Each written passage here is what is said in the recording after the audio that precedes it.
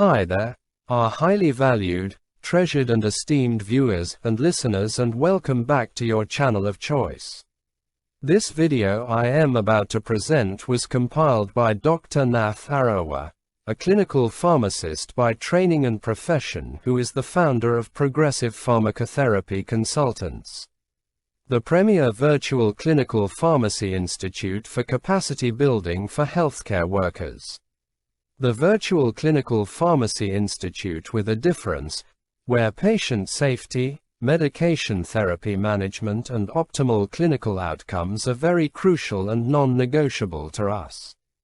Here we seek to remain your premier source of crucial tips for high-impact pharmacotherapy services. So, on behalf of the Institute, I humbly urge you all to sit back and spare me part of your very precious time to share with you very useful tips which may prove very, very handy in your line of duty. I now welcome you all to part 492 of our pharmacotherapy series, which majors in acute kidney injury. The first case reads, SGB is a 53-year-old white woman, whose height is 5 feet, 3 inches and she weighs 170 pounds. She has hypertension, coronary artery disease, peripheral vascular disease, and diabetes mellitus, for which she had been taking hydrochlorothiazide 25 mg orally once daily, atorvastatin 10 mg orally once daily, aspirin 81 mg orally once daily, and insulin glargine 30 units subcutaneously once daily every morning. At last week's clinic visit, she had 2 consecutive blood pressure readings of 187 systolic 96 diastolic and 193 systolic 95 diastolic, respectively, measured 20 minutes apart. At that time, SGB's primary care physician started her on lisinopril 5 mg orally once daily. Other notable laboratory values at the time included HbA1c of 7.5% and urine albumin to creatinine ratio, abbreviated as ACR, 50 mg per gram. The region was in the midst of a protracted heat wave with temperatures above 95 degrees Fahrenheit, and she claims not drinking much liquids.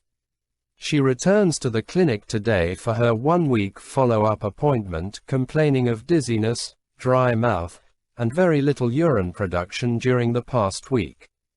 Laboratory values and vital signs obtained at this visit include the following: a blood pressure of 98 systolic 43 diastolic, a hemoglobin of 15 grams per deciliter, a hematocrit of 45%, serum sodium levels of 145 milliequivalents per liter, serum potassium levels of 5.2 milliequivalents per liter, ABUN of 62 milligrams per deciliter, serum creatinine of 2.7 mg per deciliter. The baseline serum creatinine was 1 mg per deciliter. So my first question to you reads, why is SGB experiencing acute kidney injury?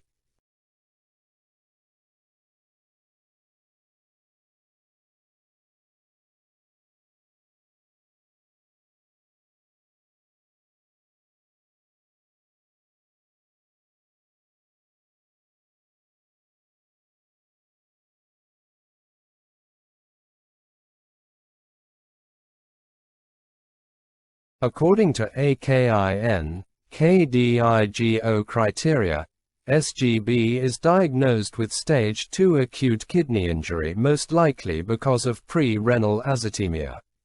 Inhibition of the renin-angiotensin-aldosterone system in patients with compromised renal blood flow is a common cause of functional acute kidney injury. A basic understanding of the effects of the renin-angiotensin-aldosterone system on renal hemodynamics is necessary in this situation. When renal perfusion is impaired, the juxtaglomerular cells of the kidney secrete renin into the plasma and lymph. Renin cleaves circulating angiotensinogen to form angiotensin 1, which is further cleaved by angiotensin-converting enzyme to form angiotensin II. Angiotensin II induces two physiologic events to improve renal perfusion. First, it directly causes systemic vasoconstriction, which shunts blood to the major organs, and indirectly increases intravascular volume through aldosterone-mediated and vasopressin-mediated activity. Second, it preferentially vasoconstricts the efferent renal arteriole to maintain adequate intraglomerular hydrostatic pressure. Under conditions of decreased arterial pressure or effective circulating volume, the renin-angiotensin-aldosterone system is activated and plasma renin and angiotensin II activity are increased. My next question to you reads: are there other factors that predispose patients to angiotensin-converting enzyme inhibitor-induced acute kidney injury?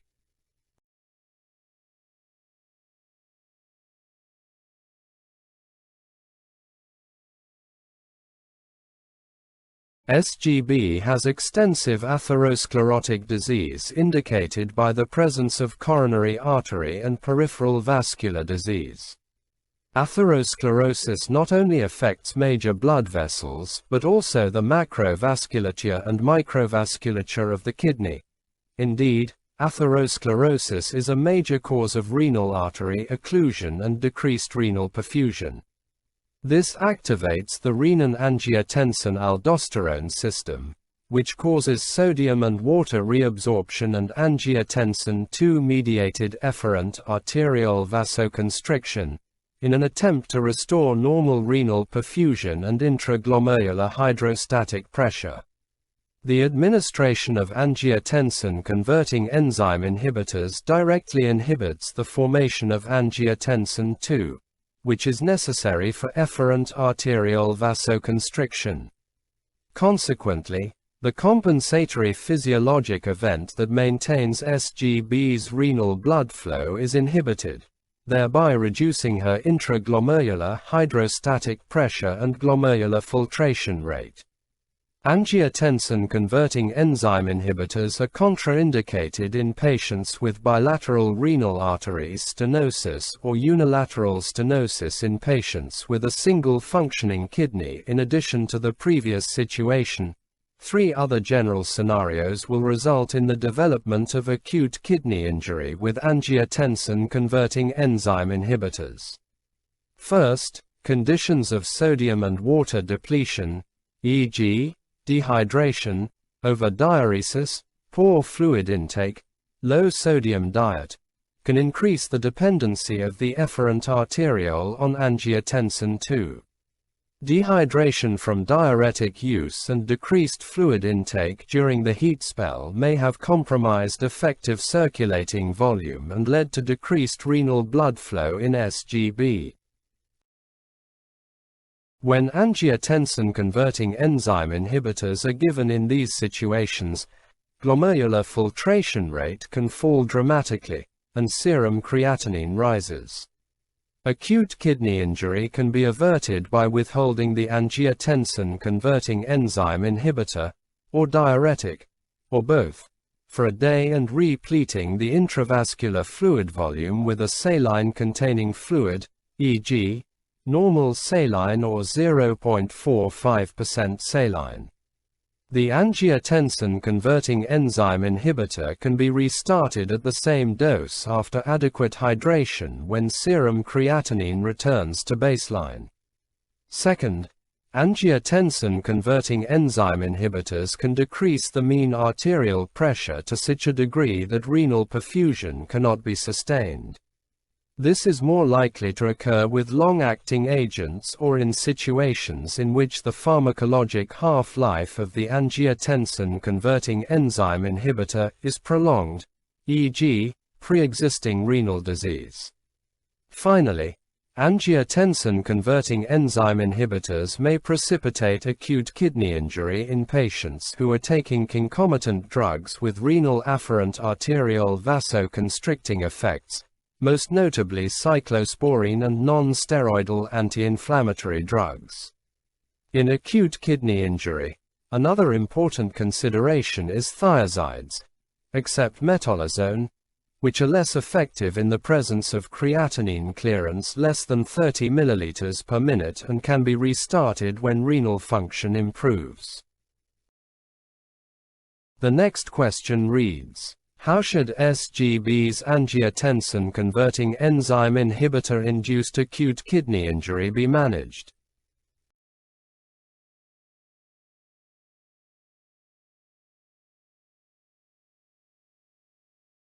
Patients who are receiving angiotensin-converting enzyme inhibitors should be monitored judiciously with regard to their serum creatinine and electrolyte concentrations. Once an angiotensin-converting enzyme inhibitor is initiated, an increase in serum creatinine of 20% to 30% can be expected. This slight increase should not worry clinicians, because serum creatinine typically normalizes within 2 to 3 months. Serum creatinine increases greater than this along with reduced urine output signal acute kidney injury. However, acute kidney injury related to angiotensin-converting enzyme inhibitors is usually reversible, principally because the acute kidney injury is caused by inadequate glomerular capillary pressure, which is restored as soon as sufficient angiotensin II is produced. This normally takes 2 to 3 days to re-equilibrate. Anecdotally, acute kidney injury appears to develop more commonly in hypotensive patients or in those with intravascular volume depletion, e.g., patients with heart failure receiving high-dose diuretics, inadequate fluid intake with diuretic use. In these conditions, it is prudent to replete the intravascular fluid volume or temporarily discontinue diuretic therapy until renal function improves. SGB's angiotensin-converting enzyme inhibitor therapy should be temporarily discontinued and reinstituted when she has a normalized intravascular volume and is hemodynamically stable and kidney function has returned to baseline or stable kidney function is established. My next question to you reads, do angiotensin II receptor blockers, abbreviated as ARBs, cause less acute kidney injury compared with angiotensin-converting enzyme inhibitors?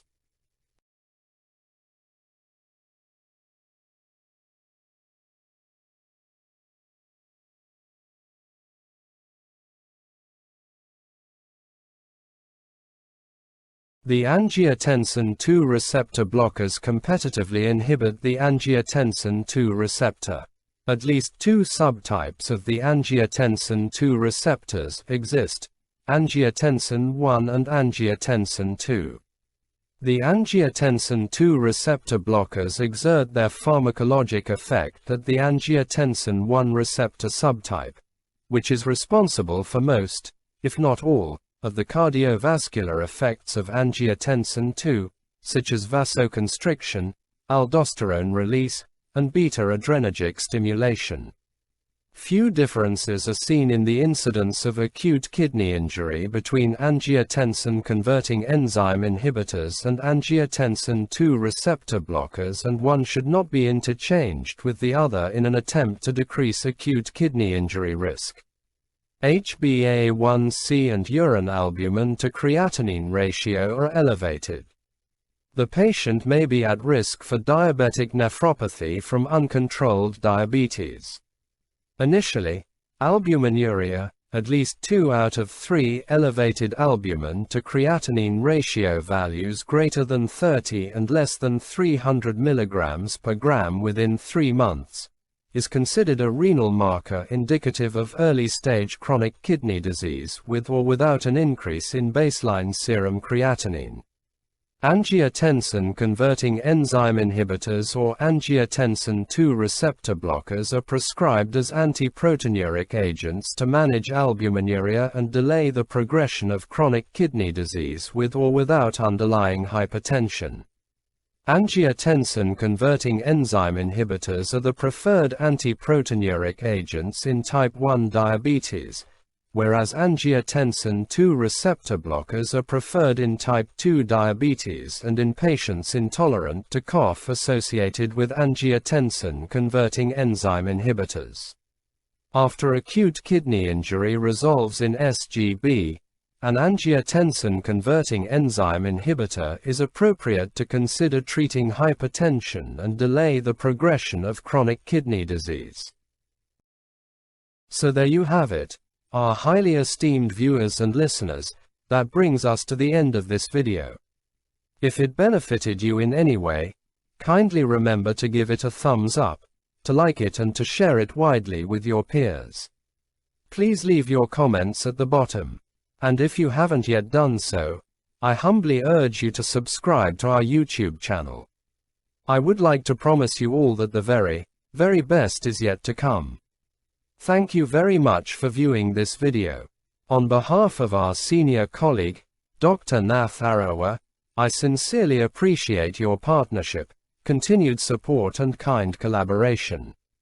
We look forward to interacting with you in the next video, which will be part 493.